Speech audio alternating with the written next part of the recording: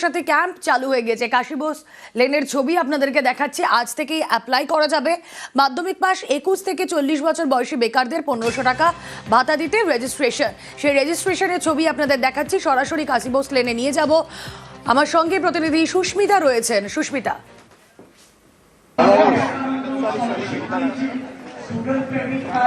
দেখো, শ্যামপুকুর বিধানসভা কেন্দ্রের অন্তর্গত কাশী বোস লেনের যে দুর্গাপুজোর মাঠ, সেখানে ইতিমধ্যেই যুবসাথীর যে camp, registration camp, form fill আপের সেই ক্যাম্প শুরু হয়ে গিয়েছে এবং অগণিত মানুষ তারা এই মুহূর্তে জড়ো হয়েছেন এবং তারা একে একে যুবসাথী ফর্মের যে সেই ফিল আপ করছেন এবং তার সঙ্গে অবশ্যই প্রয়োজনীয় কি নথি লাগবে সেই নথিগুলিও তারা আনছেন।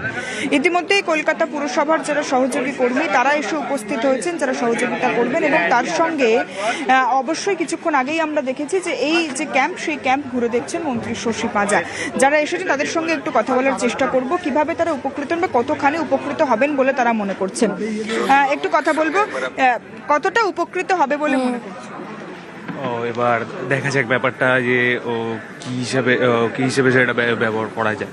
তো এই মুহূর্তে যদি এনারা দিয়ে থাকেন সরকার থেকে, তাহলে অবশ্যই উপকৃত হবে আমাদের মতো যারা এই পরীক্ষাগুলো, যে সরকারি চাকরির পরীক্ষাগুলো দিচ্ছে। দেখা যাক বাকি।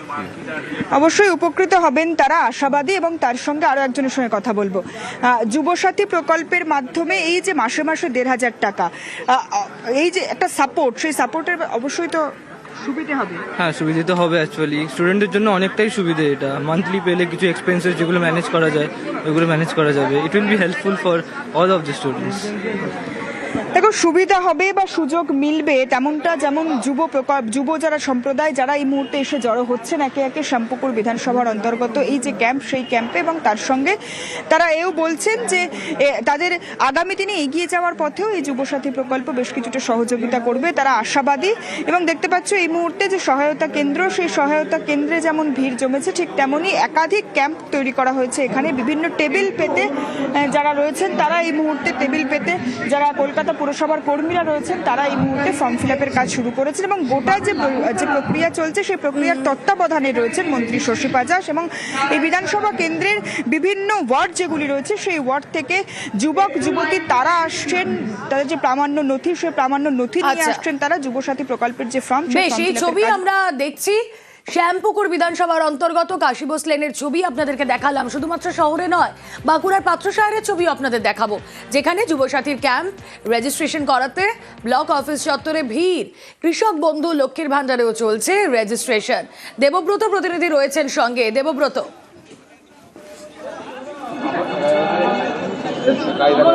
একদমই। দেখো, আমি এই মুহূর্তে রয়েছি পাত্রসাহের যে ব্লক কার্যালয় রয়েছে সেখানে। আমি তোমাকে যদি একটু ছবিটা দেখাই, সকাল থেকে কিন্তু লম্বা লাইন বেকার যুবকদের। রাজ্যের মুখ্যমন্ত্রী মমতা বন্দ্যোপাধ্যায়ের নতুন প্রকল্প যুবসাথী, বাংলার যুবসাথী, সেই যুবসাথী আজকে থেকে রেজিস্ট্রেশনের কথা রয়েছে, যে কারণে লম্বা লাইন ইতিমধ্যেই শুরু হবে সেই পর্ব। আমরা যদি কয়েকজনের সঙ্গে একটু কথা বলার চেষ্টা করি। বলছি দাদা, কোথায় এসছেন, কেন এসছেন? এখানে দেওয়া হচ্ছে যুবসাথীর জন্য এসেছি আমরা। তো মাননীয় মুখ্যমন্ত্রীকে ধন্যবাদ জানাই যে এরকম একটা আমাদের জন্য, বেকারদের জন্য একটা প্রকল্প চালু করার জন্য। কতটা প্রয়োজন ছিল এটা? অনেক প্রয়োজন, অনেক। বেকারদের যে কী প্রয়োজন, এটা দিয়ে আমাদেরকে সত্যি আমরা খুব উপভোগী আর কি। তো যদি তাড়াতাড়ি খুব চালু হয় এটা, আমাদের টাকা অ্যাকাউন্টে ঢুকে খুব আমরা খুশি হব। ধন্যবাদ। কয়েকজনের সঙ্গে যদি কথা বলি। বলছি, কোথায় এসছেন দাদা? পাত্র স্যার ব্লকে এসছি। কেন, কি কারণে? এই যে একটা বেকারদের একটা দিদি যে একটা আর্থিক সহায়তা করছে, ওই জন্যই আসছি।